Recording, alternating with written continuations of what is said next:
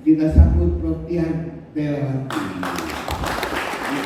Gimana Prof. Tian menanggapi dari presentasi Pak? Kemana larinya metaverse kita ini?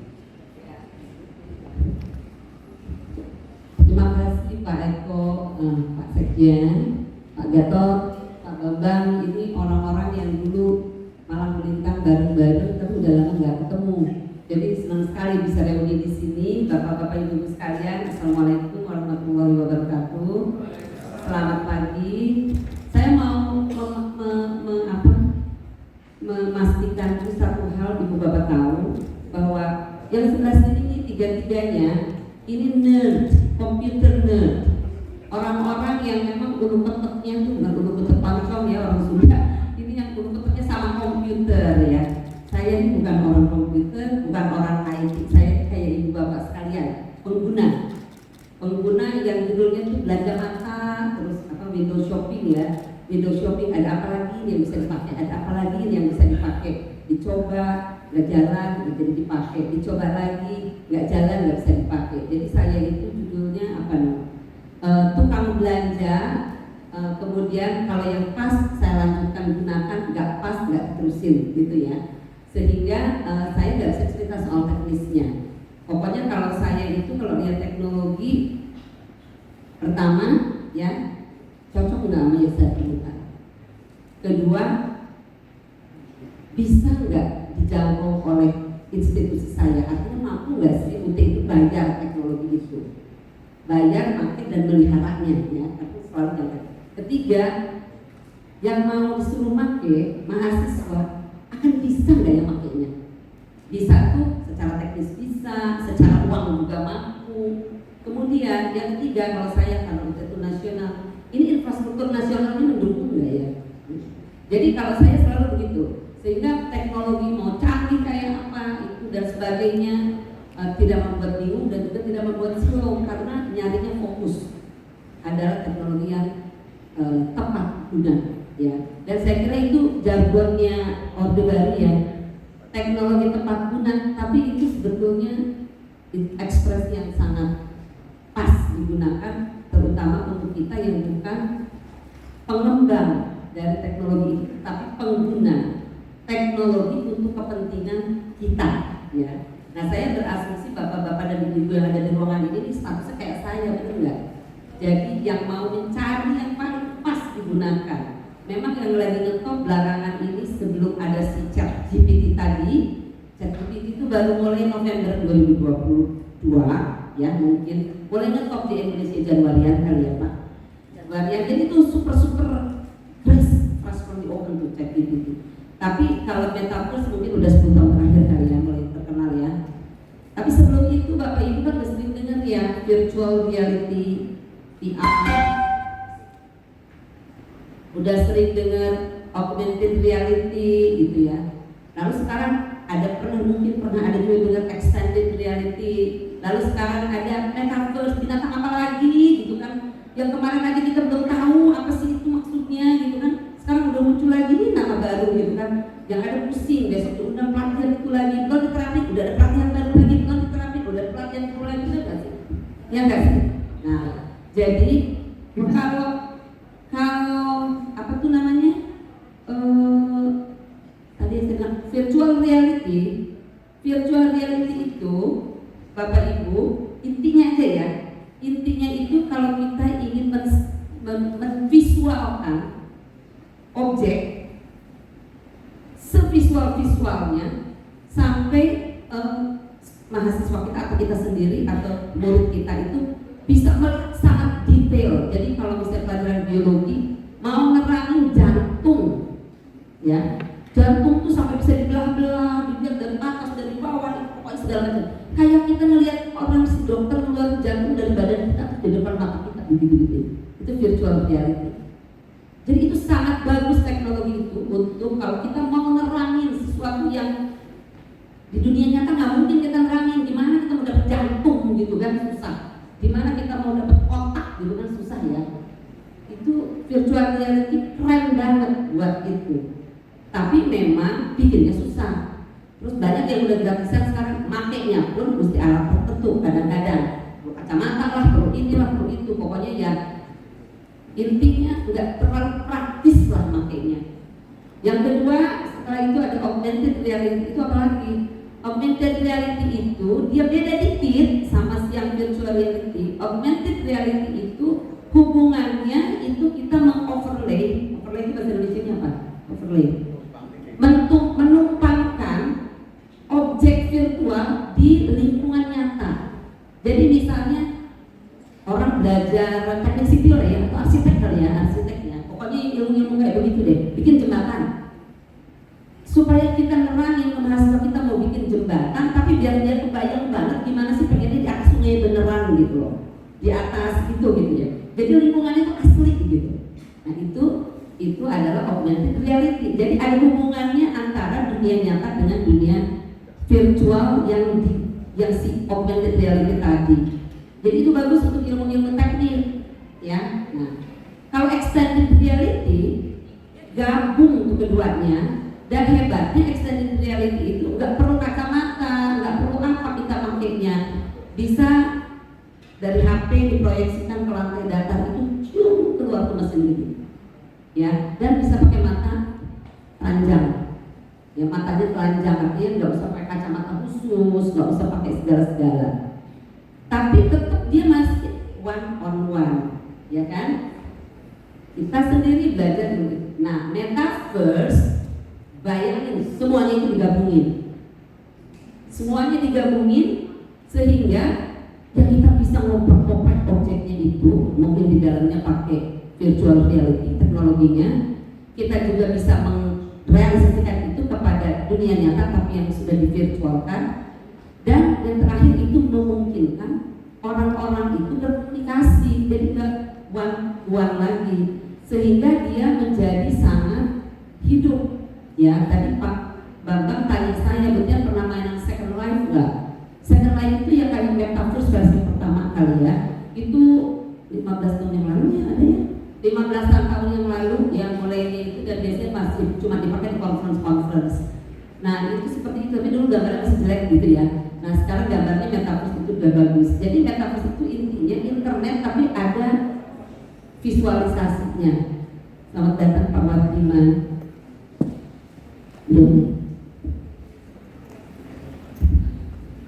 Selamat datang Pak Mardiman, monggo Pak Mardiman langsung ke depan.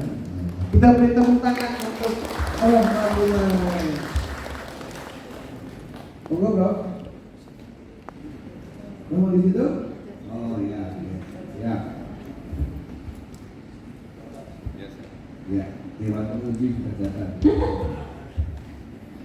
Selamat pagi Pak Mardiman, lama sekali tidak jumpa. Sampai mana tuh tadi? Kan udah lama lagi lupa. Ya, jadi metaverse itu intinya cuma itu. Nah sekarang pertanyaannya kan, perlu nggak sih kita pakai metaverse? Karena metaverse itu juga menentukan prasyarat, ya. Jadi nggak segampang. Kayaknya kalau Pak Gatot, Pak Bambang cerita metaverse kayaknya kan cincai, gampang, ya. Tidak segampang itu, ya. Jadi ada prasyarat yang harus dipenuhi untuk metaverse itu bisa betul-betul bermakna. Pertama, memang konektivitas ke internetnya mesti flawless, nggak boleh tuh ya. Kalau sekarang ada yang nonton video aja masih kotak-kotak kan ya. Nah, kalau masih nonton video aja kotak-kotak gimana mau pakai metaverse kan ya. Itu satu. Jadi memang infrastrukturnya harus oke banget. Kedua, secara teknis juga yang dibikin tuh memang harus pandai ya Pak ya. Secara teknis memiliki keterampilan teknis untuk mengembangkan, bisa diajarin sama Pak Gatot. Tapi tidak semua orang diajarin bisa bikin, ya kan ya Pak Gatot ya. Gak semua orang diajarin bisa menjadi pencipta yang memang bisa menghasilkan suatu metaverse yang baik. Kemudian yang ketiga, bagaimana juga mengintegrasikan itu ke dalam pembelajaran.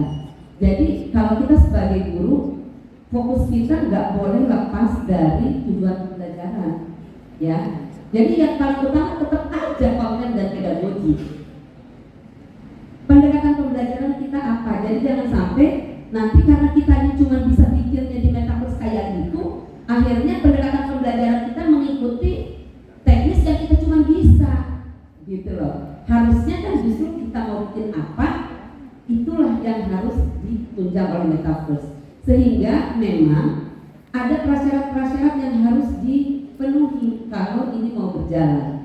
Saya sih cuma berharap orang-orang yang sabarnya sesabar teknologi tadi, saya katakan kalau nomor 1 paling sabar itu teknologi, nomor 2 paling sabar itu Pak Gatot. Pak Gatot juga saya tahu sabar banget ngajarin orang sama teknologi, salut banget. Gak bosen-bosen ini Pak Gatot. Jadi harus seperti itu. Kalau bicara kesabaran untuk memberikan gambaran aja, pertama kali UT mengembangkan online learning itu 2014, yang full online learning pembelajaran. Kita level magister, kita lempar ke pasaran, yang datang 4 orang. Setelah 2 minggu tinggal 1 orang. Setelah 1 semester yang 1 orang minta balik. Akhirnya gak ada lagi yang daftar. Tidak ada lagi yang daftar sampai tahun 2006 kemudian atau 7 tahun kemudian. Itu pun dimulai dengan suatu kerjasama dulu dengan satu institusi di mana institusinya itu mewajibkan pesertanya semuanya fully online. Barulah itu mulai take off. Lalu seperti Pak Eko tadi bilang, saya sama Pak Eko itu kita roadshow ke berbagai kota memperkenalkan pendidikan jarak jauh dari tahun belum angka 2 digit ya, belum tahun 2000-an ya Pak Eko ya, sama Kominfo waktu itu namanya bukan Kominfo lagi. Nggak laku-laku tuh kita walaupun sebagai besar bercurah-curah. Ternyata memang Allah itu maha adil pada orang yang sabar. Diturunkanlah pandemi ya, sehingga dengan pandemi itu kita nggak usah ngomong lagi, semuanya berjalan dengan sendirinya. Nah, tapi saya tetap berharap ini tidak menjadi hype gitu loh Pak Gatot ya, sehingga mungkin bangun sekolahan di metaverse itu gampang, bangun platformnya untuk seluruh sistem pendidikan tinggi dan mengkonekkan seluruh metaverse kampus-kampus yang dibikin sendiri juga ya walaupun susah, tapi saya kira relatif gampang. Yang susah itu nanti mengisinya. Jadi tetap aja yang susah itu nanti pekerjaan guru, bukan pekerjaan para ahli IT. Yang susah itu bagaimana guru menerjemahkan cara mengajar yang sekarang diinginkan oleh kampus merdeka, bukan kampus ya kalau sekolah, oleh MBKM, Merdeka Belajar, yang interaktif, yang engaging, yang meningkatkan kesempatan siswa untuk mengasah higher order of thinking. Itu semua pedagogi, itu semua nggak ada hubungannya dengan metaverse. Itu semua pedagogi.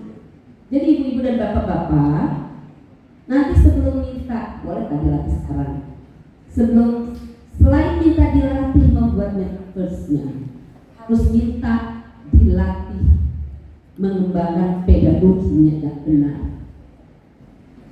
Itu dasarnya, karena metaverse itu kalau nggak diisi dengan konten yang benar, dia jadi rumah kosong. Ya, rumah kosong, namanya rumah kosong, tahu kan ya rumah kosong, apalagi kalau kosongnya lama, mulai bocor, mulai berlumut, mulai ada makhluk-makhluk lain yang hidup di dalamnya. Jadi gak ada artinya buat kita, sehingga saya di sini tugasnya jadi playing the devil ya.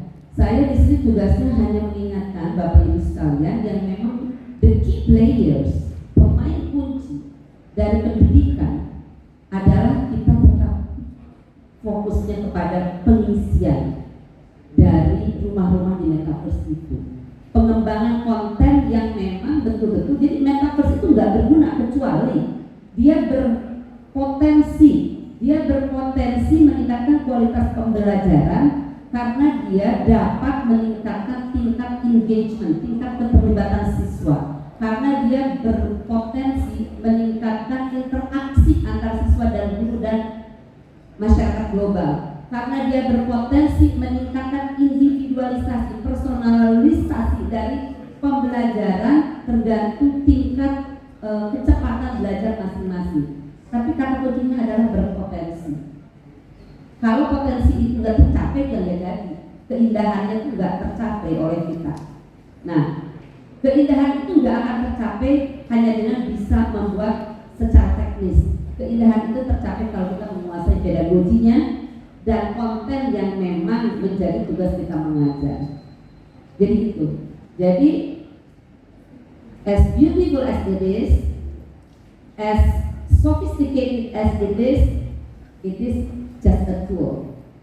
Ya, tool itu digunakan keuntungan kita. Nah, tapi memang kalau saya di UT selalu bilang begini, kalau kita mau pakai teknologi tertentu, jangan sampai kita menggunakan teknologi yang si mahasiswa kita itu untuk belajar teknologinya lebih susah daripada belajar kontennya. Kan akhirnya kita udah awang-awangan di jalan, mau mengoperasi pindah halamannya aja, misalnya mau pindah dari ruangan sini ke ruangan situ aja, udah 4 jam kita nggak nyampe karena nggak tahu apa yang mesti diklik. Sampai situ udah capek, buru-buru mempelajari pelajarannya ya. Jadi saya kira kalau dari saya Pak Eko, kuncinya adalah kita jangan hilang titik fokus. Itu. Kita jangan hilang titik fokus, kita jangan hilang dari tugas utama kita sebagai pendidik, sebagai guru. Tapi saya mau di sini mau menambahkan satu hal, terutama terkait yang tadi Pak Bambang Prastowo sampaikan. Ini teknologi terbaru yang sedang in-nya yaitu ChatGPT. Tadi Pak Bambang sudah mengatakan ChatGPT itu kita kayak ngobrol sama robot. Ya, robotnya tapi terbang. Nah, si robot itu apa dia bisa jawab sangat pintar karena dia punya akses ke seluruh database informasi yang ada di dunia maya. Cuma dia kadang-kadang bego juga, tapi dia kalau bego sopan banget, dia minta maaf. Mohon maaf, saya nggak bisa jawab karena informasi saya cutting off-nya tahun 2021, kata dia. Jadi untuk hal-hal tertentu si Google mesti dipintar. Nah, ChatGPT itu luar biasa. Luar biasa. Saya belum pernah kagum dengan suatu teknologi yang sangat simpel sekagum saya dengan ChatGPT. Karena Anda tidak perlu punya keterampilan teknis apapun untuk menggunakannya. Itu kayak kita benar-benar kayak kita ngobrol sama kontak center PLN gitu ya. Tapi dia bisa jawab segala macam. Dan jawabannya, saya ini kalau kadang-kadang baca draft tesis nih, aduh ini mahasiswa S2 apa bahasanya nggak runtun, tidak EYD. Bahasa Indonesia di ChatGPT itu EYD lebih bagus dari EYD saya. Keren banget bahasa Indonesia gitu. Oh, jauh dari Google Translate, jauh dari Microsoft Translate. Bagus, makanya kalau bikin papernya udah nggak usah diapa-apain lagi, udah bagus banget. Di situ bahayanya Bapak Ibu. Jadi kalau Bapak Ibu nggak tahu gaya bahasa ChatGPT, jangan-jangan nanti punya murid-murid semuanya hasil ChatGPT. Ya, jadi ChatGPT itu kita belum tahu nih dia arahnya akan kemana karena dia baru banget. Terus kita juga belum tahu nih mudaratnya sama manfaatnya banyakan mana nih buat pendidikan. Kita juga belum tahu. Yang jelas dia sangat membantu ya. Nah, bagaimana dia mengintegrasikan itu di metaverse? I have no idea ya karena saya bukan orang IT. Tapi sekarang yang jelas Google sudah mau mengintegrasikan ChatGPT ke Google. Bing juga sudah, Microsoft, ya si Bing itu punya Microsoft juga sudah. Dan nanti plagiarisme in juga sudah akan mengintegrasikannya. Jadi mungkin nanti sih dia akan ini juga sama in ya. Tapi intinya memang teknologi itu bisa memudahkan kita, tetapi juga harus membuat kita lebih waspada dengan hasil karya anak-anak. Karena tujuan kita kan tetap ingin mengembangkan maksudnya potensi anak, ya kan? Kita nggak mau anak kita jadi tidak mampu menyusun kalimat yang runtun dan benar dan baik, karena dia udah nggak perlu lagi, karena dia bisa nyuruh mesin yang bikin kalimat. Jadi sehingga kalau dia ngomong lisan sendirian beleketan, dia nggak tahu tuh mana subjek, mana predikat, mana objek. Kita kan nggak mau demikian ya. Nah di sini saya kira Pak Wardiman, saya setuju dengan saya, Bapak Ibu, on top of everything dari teknologi ini, yang paling krusial sekarang ini kita sebagai guru adalah bagaimana kita menguatkan karakter anak-anak supaya tetap jujur, ya. Karena dengan teknologi itu semua sekarang menjadi tidak jujur itu menjadi sangat gampang. Nah, itu sebetulnya paling susah buat kita. Gimana? Juga buat diri kita, gimana supaya diri kita jujur? Jadi tadi kata Pak Bapak, nanti bikin laporan ke dinas ChatGPT yang bikin. Nah, jangan-jangan ChatGPT nanti namanya data dari kecamatan sebelah, bukan kecamatan kita, hati-hati gitu kan. Sehingga Bapak Ibu sekalian, saya hanya melengkapi saja. Metaverse sangat berpotensi untuk kita, sangat bisa meningkatkan kualitas pendidikan kita, sangat bisa meningkatkan kualitas pembelajaran kita, sangat bisa meningkatkan kemampuan anak-anak untuk berkomunikasi, berkolaborasi, memiliki creative thinking, jadi berpikir secara kreatif dan kritis. Semua ini bisa ditingkatkan dengan pemanfaatan metaverse, tapi kuncinya tetap di dalam pedagogi yang kita terapkan dan akan kita tuangkan menjadi sesuatu konten yang akan kita taruh di metaverse itu. Jadi mungkin intinya itu. Terima kasih atas kesempatan yang diberikan pada saya.